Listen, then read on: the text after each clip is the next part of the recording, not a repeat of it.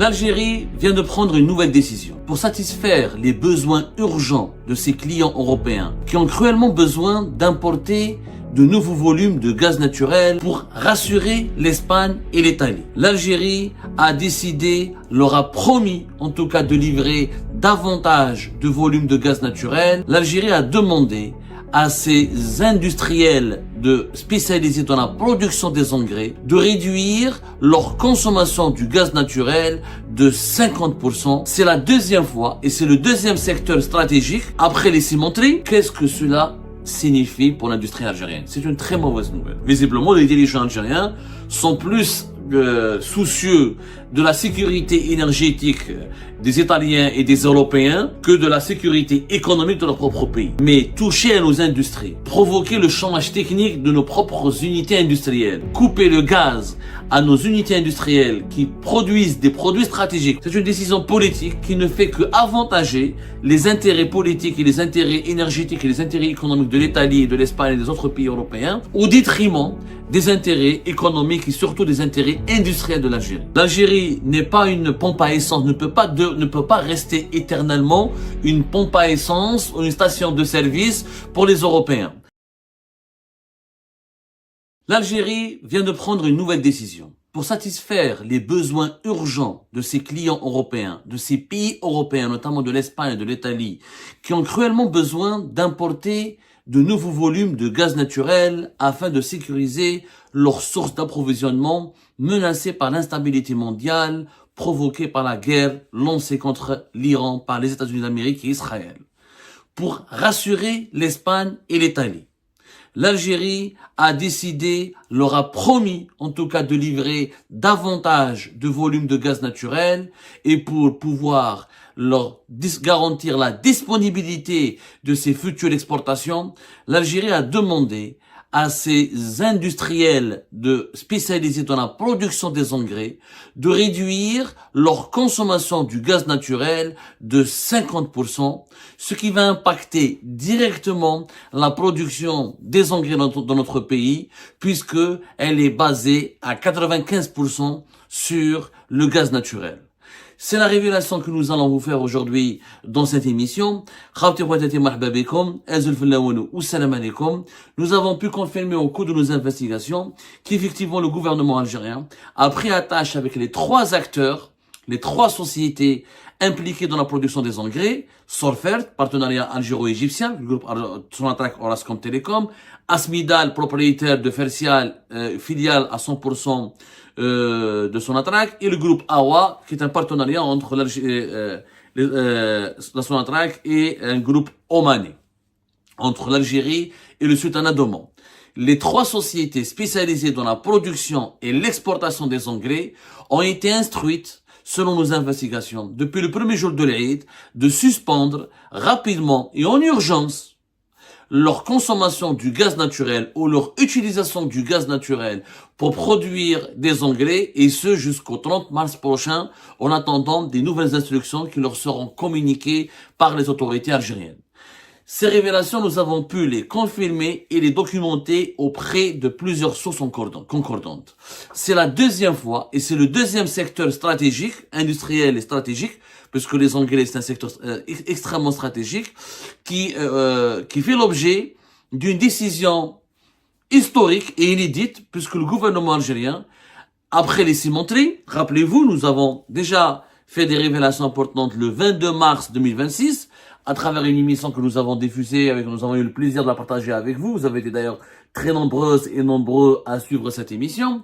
L'Algérie qui a suspendu donc l'utilisation du gaz dans ses cimenteries pour pouvoir exporter davantage et beaucoup plus de gaz naturel vers l'Europe, elle a décidé aussi de suspendre à 50%, pas à 100%. Dans le cas des cimenteries, c'est l'utilisation totale du gaz naturel qui a été suspendue. Ça, c'était avant l'Aïd. C'était vers le 15 mars à peu près, avant la veille de l'Aïd. Depuis le premier jour de l'Aïd, vers le 17, pratiquement la même période, contrairement aux cimenteries, les grandes usines de production des engrais dans notre pays ont été leur direction, les sociétés en charge d'assurer leur fonctionnement et de leur gestion, ont été instruites de consommer ou de réduire leur utilisation du gaz à hauteur de 50%. Toujours avec le même objectif, l'Algérie espère à travers cette cette nouvelle décision, mobiliser ou trouver le gaz nécessaire ou de nouveaux volumes de gaz naturel pour pouvoir les exporter et satisfaire les demandes urgentes, voire très urgentes, de l'Italie et de l'Espagne. On a bien vu hier, le 25 mars 2026, Giorgia Meloni, la première ministre italienne, qui est venue à Alger, qui a parlé avec Abdelmajid Tebboune et qui s'est entendu avec Abdelmajid Tebboune pour augmenter les livraisons du gaz naturel algérien afin de combler le déficit provoqué par la perte de la production et des exportations du GNL, du gaz naturel liquéfié du Qatar. Le Qatar, comme on l'a rappelé à maintes reprises, couvre 10% du besoin du marché italien. Donc l'Italie, qui déjà est le premier client du gaz algérien, l'Algérie représente plus de 30%, elle couvre plus de 30% des besoins en gaz naturel de l'Italie. Elle doit donc essayer de remplacer une partie des 10% que le Qatar ne peut pas livrer à l'Italie. Donc l'Algérie va essayer, selon nos investigations, de combler de 4 à 5%, au moins la moitié de la capacité de livraison du gaz naturel qui était contractuellement, qui liait contractuellement le Qatar à l'Italie. Donc l'Algérie va essayer de remplacer au moins à 40 à 50% le gaz qatari, le GNL qatari, qui ne parviendra pas à l'Italie en raison des attaques perpétrées par l'Iran contre les installations de production de GNL au Qatar et en raison de la fermeture du détroit d'Ormuz par lequel passe tout le GNL qatari. Le Qatar, je rappelle, est le deuxième exportateur mondial de GNL. Qu'est-ce que cela signifie pour l'industrie algérienne? C'est une très mauvaise nouvelle. Alors, autant pour les cimenteries, j'étais plus ou moins compréhensive et complaisant. Et je me suis dit, voilà, économiquement, et les chiffres le prouvent, l'Algérie serait plus gagnante à exporter directement son gaz naturel brut au lieu de l'utiliser pour le transformer en ciment et en clinker. Les exportations de gaz naturel brut rapportent plus d'argent, nettement plus d'argent que les exportations de ciment ou de clinker. Le clinker, c'est la matière première du ciment. Or, dans le cas des engrais, la décision des autorités algériennes, elle suscite un véritable malaise au sein de l'État et au sein des sociétés de production des engrais, parce que les engrais, c'est le contraire du ciment. Les engrais, c'est la première industrie qu'il faut encourager, préserver et booster quand les prix du gaz augmentent. Pourquoi? Il faut savoir que l'Algérie produit toutes ses engrais ou tous les volumes d'engrais qu'elle exporte ou qu'elle produit à partir du gaz naturel. Étant donné que nous sommes un pays gazier, étant donné la disponibilité à bas coût et avec beaucoup de facilité du gaz naturel, étant donné que nous avons des réserves importantes de gaz naturel, on a la chance, on a un atout majeur, on peut produire ce qu'on appelle les engrais azotés. Avec le gaz naturel, on produit des engrais azotés. Il y a deux types d'engrais. Il y a les engrais qui sont produits à partir du gaz, les engrais azotés, et il y a les engrais qui sont produits à partir du phosphate. On les appelle les engrais phosphatés. Les gaz azotés, l'Algérie, elle est le 9e exportateur mondial. Le 9e exportateur mondial. On exporte entre 1 et 1,5 milliard de dollars d'engrais par an. C'est le double de nos exportations du ciment qui sont à la hauteur de 550 millions de dollars et c'est beaucoup plus du clinker, la matière première du ciment. Or, les engrais, c'est une transformation industrielle. C'est une véritable industrie. Il y a plus de 2000 emplois qui sont gérés, qui ont été créés par les industries, par le secteur industriel des engrais. Nous avons 3 sociétés importantes, plus de 2000 emplois. Il faut savoir que nous sommes le 18e producteur pratiquement d'engrais à travers le monde, notamment au niveau des engrais azotés, 9e exportateur mondial. En termes d'exportation, 1,5 milliard de dollars, il y a des pays où nous sommes pratiquement leurs premiers fournisseurs. Le Brésil, par exemple. Les exportations des engrais de l'Algérie de Made in Algérie vers le Brésil ont augmenté entre 2024 et 2025 de plus de 40%. Nous sommes le principal fournisseur des agriculteurs brésiliens pour la production agricole brésilienne. Le Brésil est il est l'un des 5 plus grands producteurs de produits agricoles à travers le monde. C'est un géant agricole. L'Algérie, c'est pratiquement son premier fournisseur. Nous sommes aussi des fournisseurs d'engrais pour pas mal de pays européens et même pour les États-Unis d'Amérique et même pour l'Inde. Les engrais, c'est stratégique. Pourquoi? Quand le prix du gaz augmente, automatiquement, les engrais étant donné qu'ils sont des dérivés du gaz, leur prix augmente. Lors de la guerre en Ukraine, les prix de la tonne d'engrais, des engrais azotés, ont grimpé ont explosé, ont grimpé comme une flèche. Il y a eu des augmentations phénoménales, mais vraiment phénoménales. la décision de réduire de 50% la consommation du gaz dans nos unités industrielles de production des engrais, elle est problématique, elle est mauvaise. Pourquoi? D'abord, il faut savoir que la consommation, les usines de production des engrais consomment effectivement plus de 10%, entre 10 et 11% de représente entre 10 et 11% de la consommation nationale du gaz naturel pour sur le plan interne en Algérie. C'est-à-dire la consommation interne en Algérie, le ciment c'était entre 5 et 8%, les engrais c'est entre 10 et 11%. Pour produire les engrais, pour assurer notre volume de production, on produit normalement dans les 2,5 millions de tonnes par an. Il faut jusqu'à pratiquement 5 milliards de mètres cubes. Donc, c'est vrai que on consomme beaucoup de gaz. Sauf que les engrais rapportent. Quand on les exporte, ça rapporte de l'argent. Parce que, encore une fois, quand le prix du gaz augmente, et inévitablement, je dis bien inévitablement, les prix de ce qu'on appelle l'ammoniac et l'urée, qui sont les deux principales matières premières des engrais, augmentent. Nous avons une capacité de production de 2,6 millions de tonnes d'ammoniac et plus de 2 millions de tonnes d'urée engrais azoté par an. Ce qui est quand même pas mal. Nous sommes dans les top 20, top 15, top 20 au niveau de la production mondiale. Et on est dans le top 10 dans les exportations d'engrais azotés. Dans les engrais phosphatés, on a encore un retard parce qu'on n'a pas commencé, on n'a pas lancé le projet de Tbessa. Le grand projet phosphatier de Tbessa intégré, le fameux projet phosphatier intégré de Tbessa, le PPI de Tbessa, qui, parce que nous avons des réserves de phosphate de 2,2 milliards de tonnes, on est pratiquement classé au niveau du 6e ou 7e mondial des réserves de gaz, et au niveau du 6e et 7e réserve de phosphate, et avec le phosphate que nous avons, on pourrait devenir, l'Algérie, si elle exploite de façon intelligente et pragmatique, on pourrait développer une grande industrie de production des engrais phosphatés, on pourrait intégrer, selon plusieurs expertises réalisées à ce sujet, le top 6 mondial au niveau de l'exportation des engrais phosphatés. Donc, c'est vous dire que l'industrie des engrais en Algérie, elle a énormément de perspectives. Nous avons énormément de perspectives. L'Algérie aujourd'hui est un acteur incontournable dans la production des engrais au Moyen-Orient, en Afrique du Nord, aux côtés du Qatar et de l'Arabie Saoudite et de l'Égypte. Le Maroc produit des engrais, mais essentiellement des engrais phosphatés parce que c'est pratiquement les premières réserves mondiales de phosphate. Là où je parle d'engrais azotés. Avec le Qatar et l'Arabie Saoudite et l'Égypte, nous sommes parmi les meilleurs dans la région. Donc, suspendre la consommation du gaz de 50% au niveau de nos usines industrielles de production des engrais, ça va impacter, puisque le gaz c'est la matière première, donc ça va réduire de 50% notre capacité de production des engrais. Et par ricochet, par conséquent, nous allons provoquer une réduction aussi de 50% de notre capacité d'exporter du gaz naturel, des engrais azotés, puisque la matière première de cette industrie, le gaz naturel, sera réduit à 50%. On leur fournira, au niveau des fournitures de gaz naturel, on va leur couper la moitié. Vous imaginez, c'est brutal et c'est violent et c'est contre-productif. Pourquoi c'est contre-productif? Quand on calcule combien nous coûte 1 milliard de gaz naturel si on l'exporte en brut et combien ça peut nous rapporter l'équivalent, ce 1 milliard de mètres cubes de gaz, si on le transforme en engrais, si on l'utilise pour produire des engrais, combien ça peut nous rapporter sur le marché mondial. Nous avons fait des études. Alors, nous avons essayé de faire une comparaison, une étude comparative.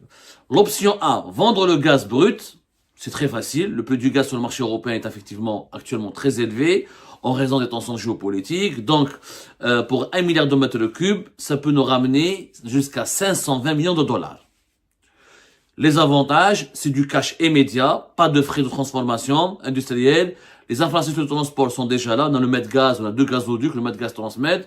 C'est pas très compliqué. On prend le gaz naturel, on l'envoie dans les tuyaux, dans les gazoducs, et on le vend aux Italiens et aux Espagnols.